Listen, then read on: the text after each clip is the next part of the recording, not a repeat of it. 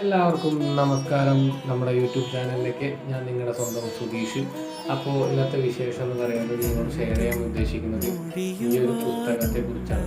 Ramco Anandi, Akhil P Dharmajan എഴുതിയ ഈ റാംകോ ആനന്ദി എന്ന് പറഞ്ഞ പുസ്തകം ഞാൻ ഒരുപാട് ദിവസങ്ങളായി ഏകദേശം ഒരു 5-6 മാസങ്ങളായിട്ടും ഞാൻ ഈ പുസ്തകം വായിച്ചിട്ട് എനിക്ക് സത്യം പറഞ്ഞാൽ ഈ പുസ്തകം ഒരുപാട് ഇഷ്ടപ്പെട്ടു.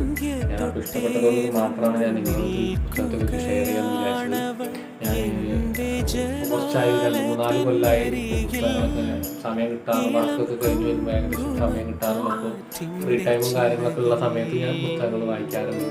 അപ്പോൾ ഒരുപാട് പുസ്തകങ്ങൾ വായിച്ചിട്ട് ഒരുപാട് പുസ്തകങ്ങൾ ഞാൻ മേടിക്കാറാണ് പുസ്തകങ്ങൾ ചെയ്യുക. നമ്മളെ പുസ്തകങ്ങൾ മേടിക്കാറാണ്. കുറേ മുന്നേ ഞാൻ വായനശാലയിൽ പോയിട്ട് പുസ്തകങ്ങൾ വായിക്കാൻ വേണ്ടി കൊടുത്തു വന്നിരുന്നു. പിന്നെ ഞാൻ ഒഴിവാക്കി പുസ്തകങ്ങൾ വാങ്ങിക്കാറാണ്. അപ്പോൾ പുസ്തകങ്ങളെ കുറിച്ച് പറയാന്ന് വെച്ച് കഴിഞ്ഞാൽ അത്യാവശ്യം പുസ്തകം സമയം കിട്ടുമ്പോൾ ഞാൻ വായിക്കാറുണ്ട്. പുസ്തകത്തിനെ കുറിച്ചിട്ട് ഞാൻ പറയാൻ ഈ ഒരു പുസ്തകത്തെ കുറിച്ച് എനിക്ക് പറയാനുള്ളത് അടിപൊളി ഒരു പുസ്തകമാണ്. വേറെ ഒന്നുമല്ല, നമ്മൾ ഈ ഒരു പുസ്തകത്തെ കുറിച്ച് എനിക്ക് പറയാനുള്ളത് ചെന്നൈ പശ്ചാത്തലത്തിൽ അത്യാവശ്യം നമുക്ക് സിനിമ സ്റ്റൈലിൽ ചെന്നൈ പശ്ചാത്തലത്തിൽ അഖിൽ പി ധർമ്മജൻ എഴുതിയിട്ടുണ്ട്. നമുക്ക് സിനിമ കാണുന്ന രീതിയിൽ അങ്ങനെ മനസ്സിൽ സിനിമ കൊണ്ടു നടക്കുന്ന ആൾക്കാരെ പോലെ നമുക്ക് സിനിമേനെ കുറിച്ചിട്ട് എന്തെങ്കിലും അങ്ങനത്തെ ഒരു രീതിയിൽ നമുക്ക് വേണമെങ്കിൽ ഈ പുസ്തകത്തെ നമുക്ക് ഉൾക്കൊള്ളിക്കാം. ഇതിലെ ചില കഥാപാത്രങ്ങളുണ്ട്. ഒരു ട്രാൻസ്ജെൻഡേഴ്സിനെ കുറിച്ചിട്ട് പറയുന്നുണ്ട്, പിന്നെ അഭയാർത്ഥികളെ കുറിച്ച് പറയുന്നുണ്ട്, പിന്നെ ഒരു പാർട്ടി. അതാണ് സത്യം പറഞ്ഞാൽ ഇങ്ങനത്തെ കുറച്ച് കഥ ഓരോരുത്തരുടെ ജീവിതത്തിനെ ബേസ് ചെയ്തിട്ടുള്ള കുറച്ച് കഥകളാണ്. പക്ഷേ നല്ല രസമായിട്ട് ഇത് എഴുതിയിട്ടുണ്ട്.